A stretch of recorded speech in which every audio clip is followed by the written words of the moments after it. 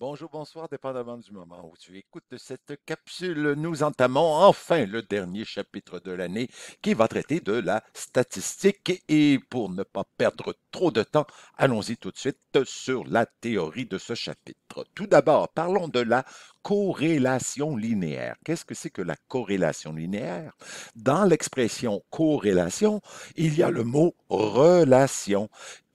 Avec le terme co-devant, ben, ça veut dire relation ensemble, relation entre deux choses, et elle sera linéaire parce qu'elle va s'approcher de plus en plus vers une droite. Bon, voilà pour la théorie de ma part à ce sujet. Alors, par exemple, est-ce qu'il existe un lien entre l'âge d'une personne X et le temps consacré à l'utilisation d'Internet représenté par la variable Y. Donc, on va essayer de trouver s'il existe une relation, donc une corrélation entre ces deux variables. Donc, on a ici des informations obtenues, donc des couples qui sont mis en relation, c'est-à-dire l'âge de la personne suivi du temps d'utilisation d'Internet. Et quand on regarde cet ensemble de coordonnées-là, c'est plus difficile de savoir s'il existe un lien ou pas. Donc, la première des choses à faire, c'est qu'on peut représenter ces coordonnées-là dans un graphique avec X qui est l'âge et l'axe des Y qui représente le temps en heures. Donc, ce qu'on fait pour représenter cette relation dans un graphique, on prend chacune des coordonnées, par exemple le 15,4, et on le trace un point dans le graphique tout simplement à la coordonnée 15,4. On fait la même chose avec 17,7, 13,1, etc. Donc, chacune des coordonnées, on les place dans le graphique de cette façon et j'avance. Donc, on prend tous les points coordonnés et, et j'arrive à la coordonnée 18,9. À la 18,9, il y avait déjà un point qui était déjà tracé. Donc, à ce moment-là, on n'a pas à le refaire une deuxième fois. On fait juste passer à la prochaine coordonnée. Donc, 12,3, 12,2, 13,6, etc. 16,5 qui a déjà été mis auparavant, donc ici. Alors, à ce moment-là, ben, on le fait qu'une seule fois. Et on termine avec le 14,6. Donc, ici, on a la représentation graphique de cette relation-là. Et quand on a dans un graphique plusieurs points rassemblés ensemble, on va appeler ça tout simplement un nuage de points. On peut représenter aussi ces coordonnées-là dans un tableau à double entrée. Donc, le tableau à double entrée est représenté d'abord par les colonnes ici qui sont représentées par l'âge des personnes, regroupées sous forme d'intervalles. Et le temps aussi, même chose, donc représenté ici sous forme d'intervalles aussi, regroupé en classes. Donc, ce qu'on fait à ce moment-là, on va faire la compilation de chacune des coordonnées. Donc, la coordonnée 15,4 se situe dans la troisième classe qui est ici, c'est-à-dire entre 14 et 16, et je vais aller chercher la valeur 4 pour le temps. Je ne prends pas cette classe-là parce qu'ici, le 4, il est exclu. Donc ici, je prends les valeurs qui débutent à 4 et qui vont jusqu'à 5,9 périodiques. Donc, le 15,4, on le place donc ici à l'intersection des deux, de la ligne et de la colonne. Je fais la même chose avec le 17,7, le 13,1, etc. On avance, on fait la compilation pour chacune des coordonnées. Et voilà, on les fait toutes. Je vais très rapidement pour aller plus vite. Ici, si jamais on avait une autre coordonnée qui entrerait dans cette catégorie-là. Quand on est rendu à la cinquième petite barre, ce qu'on fait, on fait une barre transversale pour dire que ça fait un paquet de 5. Mais ici, dans l'exemple, il n'y avait pas de paquet de 5, donc ça arrêtait le maximum à 4. Donc, on voit déjà qu'il y a une concentration d'informations qui sont regroupées ici dans une diagonale du tableau. Là, maintenant que c'est fait, qu'on a tout compilé, on peut transformer chaque petit trait en valeur numérique, ce qui donne ceci. Et ensuite, dans les carreaux où il n'y a rien, on complète par des zéros et on peut faire le total de chacune des lignes et aussi chacune des colonnes. Et à ce moment-là, on vérifie si on a bien compilé nos choses. Donc, il y avait 30 coordonnées. Donc, il y en a 3 ici dans cette catégorie-là, il y en a 4 ici sur cette ligne-là, etc. Donc, ça, c'est une autre façon aussi de représenter et de faire une analyse, à savoir s'il existe un lien, une corrélation entre ces deux variables. Donc, je vous présente maintenant ici qu'est-ce que cette information-là, nos données qui ont été regroupées dans un graphique sous forme de nuage de points. Donc, on voit ici le nuage de points et on voit que pour la même situation, le nuage de points est regroupé ici sur la diagonale au centre de notre tableau à double entrée. Donc, en fait, c'est deux représentations pour la même chose. Donc, le graphique ou le tableau à double entrée. Donc, la corrélation linéaire, c'est de décrire un lien qui existe entre deux variables. Et voici comment on va qualifier la corrélation linéaire. Donc, on va se servir de ce tableau-là. On va pouvoir dire qu'une corrélation linéaire, elle est parfaite ou forte, ou moyenne, ou faible, ou elle est positive ou elle est négative. Donc, par exemple, si je choisissais celui-ci, je pourrais dire que cette corrélation-là, elle est négative et moyenne. Donc, plus un nuage se rapproche d'une droite, plus la corrélation, sera forte. Donc, ici, on pourrait dire qu'il y a un lien très étroit. Donc, quand on dit qu'une corrélation, elle est parfaite, notre nuage de points va ressembler tout simplement à une droite. Donc, ici, le nuage ici prend de l'expansion et plus il prend de l'expansion, moins la corrélation va être forte, donc on va pouvoir la qualifier de faible. Donc, qu'est-ce que je fais pour reconnaître que si c'est positif ou négatif? C'est tout simplement que je vois que mon nuage dans le graphique, il y a une tendance à monter. Donc, en fait, en réalité, c'est que les variables varient dans le même sens. Par exemple, plus je consacre du temps à faire mes devoirs, plus mes notes sont élevées. Donc, quand le X augmente, le Y augmente. Donc, ici, je vois que mes nuages sont ascendants, c'est-à-dire qu'ils montent. Donc, plus X augmente, plus le Y augmente aussi. Donc, à ce moment-là, dans l'autre catégorie, si mes nuages descendent, donc à ce moment-là, la corrélation va être négative.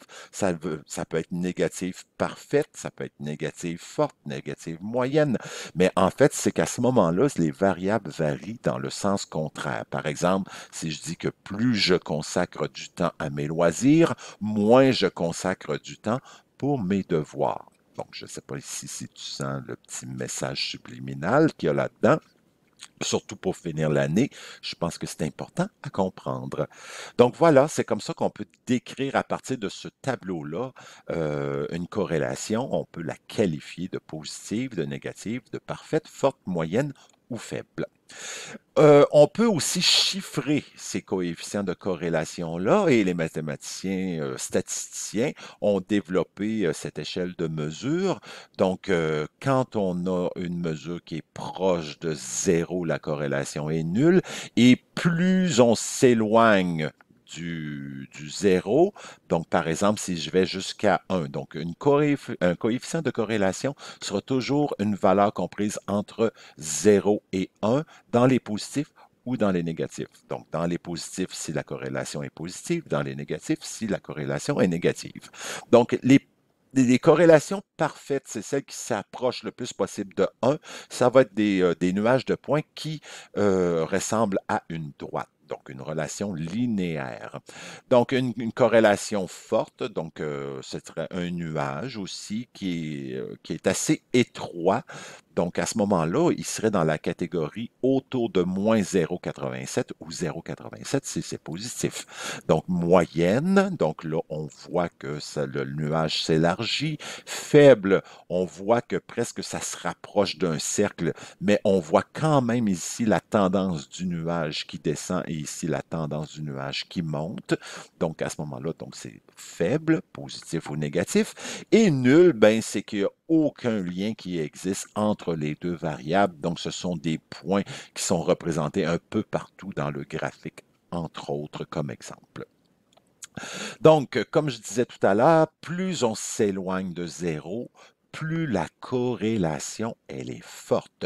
Et souvent, dans une question, voire même dans un examen du ministère, on va vous demander quel est le coefficient qui est le plus fort entre moins 0,92 ou 0,65. Et à ce moment-là, ça, c'est un piège. On aurait tendance à dire que c'est 0,65 parce qu'une valeur positive est toujours plus grande qu'une valeur négative. Mais ici, on parle de corrélation entre deux variables et c'est toujours, donc comme le dit la phrase ici, plus on s'éloigne de zéro, plus la corrélation est forte. Et s'éloigner de zéro, c'est pas juste dans les positifs, ça peut être aussi de s'éloigner dans les négatifs. Donc, plus on s'approche du 1 ou du moins 1, plus c'est fort. Donc, le plus loin de zéro, c'est le moins 0,92. Donc, c'est lui qui va avoir le coefficient le plus fort entre les deux. Donc ça, c'est important que tu comprennes ça. Donc, prends un petit 2 minutes, puis dis-le à ton cerveau, relis cette page-là. C'est super, supra, méga important, donc, de comprendre ce principe-là. La corrélation linéaire, donc je reviens avec mon graphique, je reviens avec mon nuage de points. Donc si je vois ici que mon nuage monte, je vais pouvoir qualifier ma relation entre l'âge d'une personne et le temps consacré à l'utilisation d'Internet de positive, c'est-à-dire plus l'âge augmente, plus le temps d'utilisation d'Internet augmente aussi. Donc, ce n'est pas parfait, ce n'est pas qu'une seule ligne droite, donc c'est un nuage qui a une certaine largeur. Donc ici, c'est positif. Et dans un tableau à double entrée, donc si on trace une diagonale qui traverse donc du premier carreau en haut à gauche jusque vers le en bas à droite, je le fais dans ce sens-là parce que mes informations suivent ces carreaux-là ici en descendant. Donc, si je vous demande est-ce que c'est positif ou négatif dans un tableau à double entrée, donc on voit que le nuage descend. Donc, si on voit un nuage qui descend, on aurait tendance à dire que c'est négatif. Mais non, dans le tableau à double entrée, quand vous voyez, quand vous encerclez toutes les valeurs concentrées ensemble et que vous voyez que ça descend, donc encore une fois, c'est un piège, c'est important que tu comprennes le principe, c'est que on va quand même la traiter de positive. N'oubliez pas que la représentation de mon tableau à double entrée, c'est la représentation du même nuage. On parle de la même situation. Donc, dans le graphique, le nuage monte, c'est positif, mais dans le tableau à double entrée, si on voit que la concentration ici descend, c'est positif aussi. Et c'est là le piège. Mais pourquoi ce piège-là? Comment on peut l'expliquer? Bien, si je vais chercher ici mon axe des X, ça va bien si mon axe des X est ici. Donc, si je transposais mon tableau à double entrée dans un graphique, donc j'aurais mon axe des X ici. Mais ici, j'ai mon axe des Y qui monte. Mais ici, l'axe des Y, il descend. Donc, à ce moment-là, on sait que c'est positif si les variables varient dans le même sens. Plus mon âge augmente, plus mon temps d'Internet augmente. Donc, les deux variables ici varient dans le même sens. Et je vais te donner le truc quand tu vas voir une représentation dans un tableau à double entrée, si tu vois que ton nuage descend, ce que tu vas faire avant de te prononcer, donc comme je disais, les deux variables varient dans le même sens, c'est positif, mais si tu veux le voir, tu vas tourner ton cahier ou ton tableau à 90 degrés et c'est là qu'on va voir que le nuage monte, comme si ici ça devenait l'axe des X et ici l'axe des Y si on veut. En fait, c'est la représentation, c'est la représentation de la réciproque, c'est-à-dire l'axe des Y devient l'axe des X et l'axe des X devient l'axe des Y. Donc, on switch en bon français, le X avec le Y. Donc, ici, c'est important à comprendre. Donc, quand le nuage de points monte dans un graphique, il est positif. Si le nuage dans un graphique descend, il est négatif. Et c'est le contraire qui se produit dans un tableau à double entrée. Mais pour corriger le tir, tu tournes ton cahier de 90 degrés ou ton tableau à double entrée et tu vas voir que si ça monte, c'est positif, si ça descend, c'est négatif. Mais ça, c'est si tu as tourné ton tableau préalablement. Donc, allons-y ici. Voici un exemple. J'ai un tableau à double entrée. Donc, je m'aperçois ici que mes données sont concentrées ici. Donc, je vais tracer ma diagonale. Donc, je pars du carré le plus bas vers le carré le plus haut à droite. Donc, je traverse vraiment en diagonale. Donc, tu traces ta diagonale. On voit que c'est là ici les données qui sont les plus concentrées. Donc, tu peux tracer une ellipse autour pour regrouper le plus possible les données les plus fortes. Quand il y en a juste un ici, c'est moins intéressant. On pourrait comme traiter que c'est des accidents de parcours, des données aberrantes qu'on appelle. On va aller chercher donc vraiment les informations, les données les plus fortes, donc le 3, le 5, etc. Donc à ce moment-là, je suis dans un tableau à double entrée. J'encercle ça. Ça ressemble beaucoup à un nuage dans un graphique. Mais dans le tableau à double entrée, comme il monte, je vais dire que c'est négatif. Donc, la corrélation sera négative parce que ça ici, c'est mon axe des X, c'est mon axe des Y, et je vais tourner à 90 degrés pour mieux voir que, en réalité, mon nuage y descend. Plus le X ou le Y augmente, plus le X ou le Y diminue. Dans le fond, c'est ce qui arrive. Donc, ici, ça diminue au niveau des Y. Je partais haut ici et ça diminuait. Donc voilà, c'est comme ça qu'on peut dire qu'un nuage dans un graphique à double entrée, plutôt dans un tableau à double entrée, c'est négatif. Voilà, c'est la fin de cette première capsule. Donc, faites des exercices dans le chapitre 9.1 dans le cahier. Et après, il y aura la toute dernière capsule de l'année. Bon travail et interpelle-moi si tu as des questions. Au revoir.